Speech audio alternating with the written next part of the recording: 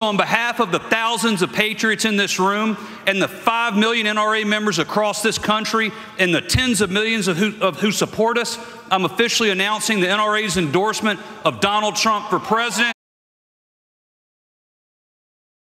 To get the endorsement, believe me, is a fantastic honor. And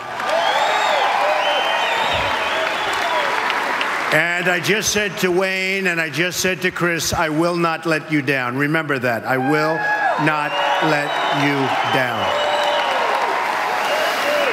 And, you know, I wrote a few remarks and I'm going to actually read them because we go into a little detail, but I will tell you that Hillary Clinton, and you know I call her Crooked Hillary because all you have to do is read any newspaper you want.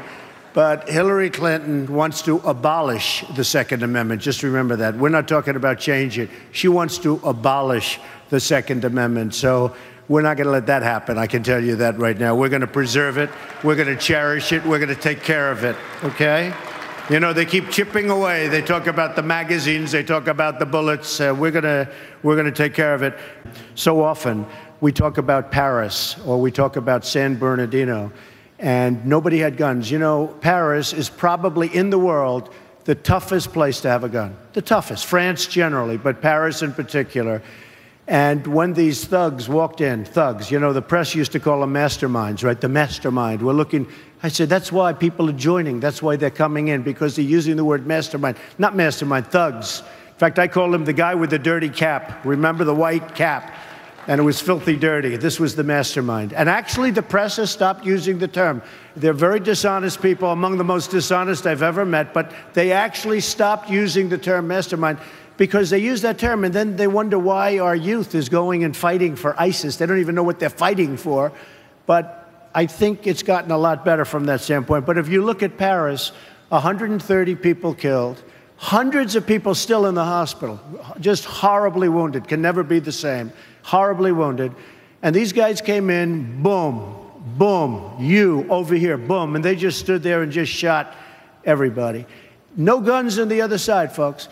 If you would have had guns on the other side, if I took a couple of these folks in here, some especially wearing the red caps, Make America Great Again, I promise there wouldn't have been 130 people killed and hundreds of people lying in the hospital to this day. It might not have happened. Because if they knew there were guns in the room, it might not have happened. But if it did, you would have had bullets going in the opposite direction. And believe me, the carnage would not have been the same by any stretch of the imagination.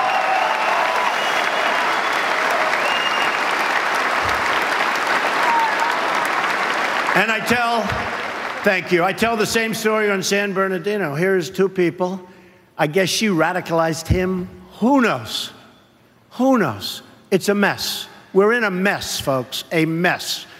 Radical Islamic terrorism. We have a president, doesn't mention the words, doesn't want to talk about it. And if you don't want to talk about it, you're never going to solve a very big problem. And we're talking a worldwide problem. We're not talking here. We're not talking Kentucky. We're talking all over the world. This is a problem. And we have a president doesn't want to mention the name. You have San Bernardino, 14 people. They worked with these two. They worked with them. They gave them a baby shower. They had a baby. The people they worked with gave them a baby shower. They walked in, no guns on the other side. They had the guns, and they killed 14 people, many wounded, many in the hospital to this day. But they wounded many. But they killed 14 of their coworkers. And the coworkers thought they were friends. So there's something going on. Now, I tell you again, same story. If we had guns on the other side, it wouldn't have been that way. I would have, boom. If we had guns on the other side, it wouldn't have been that way. And then you have the gun-free zones. The gun-free zones, that's real.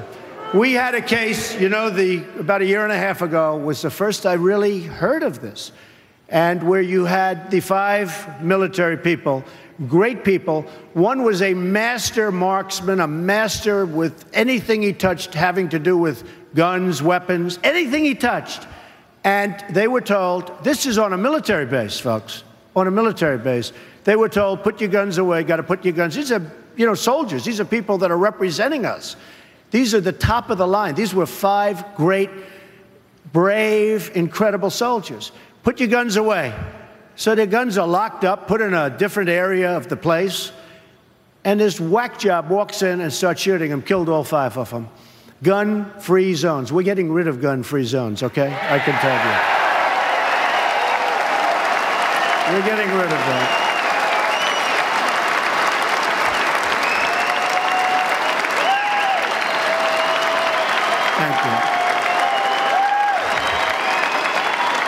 Thank you. The Second Amendment is under a threat like never before. Crooked Hillary Clinton is the most anti-gun, anti-Second Amendment candidate ever to run for office. And as I said before, she wants to abolish the Second Amendment. She wants to take your guns away. She wants to abolish. Just remember that. Hillary Clinton wants to reverse the Supreme Court decision, D.C. versus Heller, upholding the right to keep and bear arms. Hillary said the Supreme Court is wrong on the Second Amendment. That's bad. If Hillary gets to appoint her judges, you know, one of the biggest and most important reasons to win this time, it's very unusual. Sometimes you get no judges to appoint. Sometimes you go for years and there's no judges. Probably there'll be a minimum. You have Scalia, who was one of the greats. Well, his position's up. Great. He was great. But you have Scalia, so you have one before you even start, assuming, and I'm sure that Mitch and the guys are going to be able to hold out. I have no doubt about it, because we don't want anybody taking that slot. But you have Scalia, and you'll probably have 3.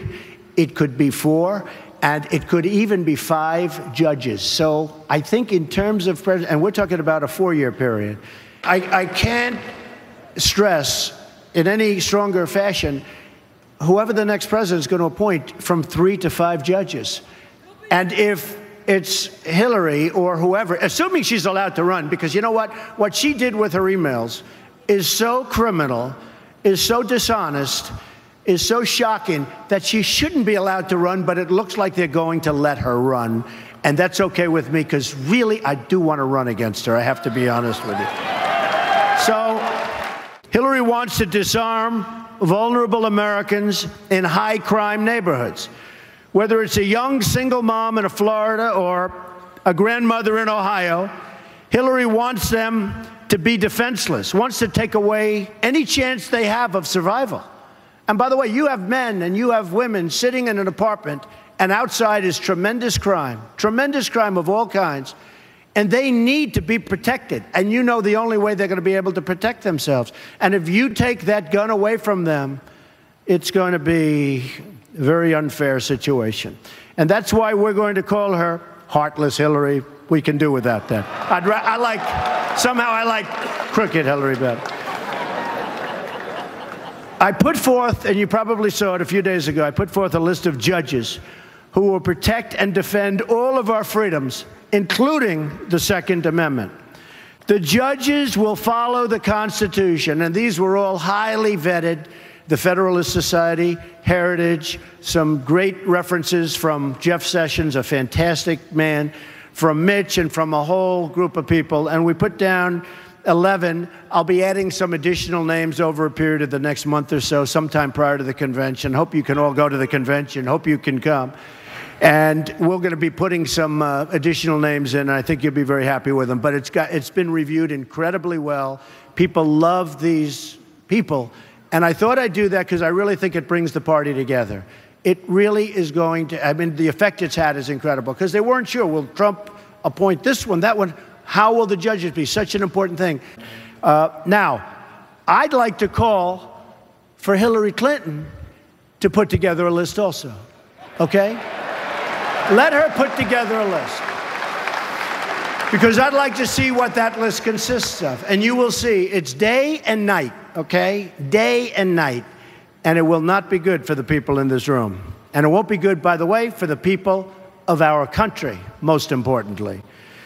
So Americans use guns to defend themselves against violent crime more than 1 million times a year, okay? More than 1 million times a year.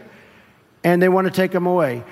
Heartless hypocrites like the Clintons want to take this, and they want to get rid of guns, and yet they have bodyguards that have guns. So I think that in addition to calling for them to name judges, we'll also call them and let their bodyguards immediately disarm. Okay? No, they should immediately disarm. And let's see how good they do. Let's see how they feel walking around without their guns on their bodyguards.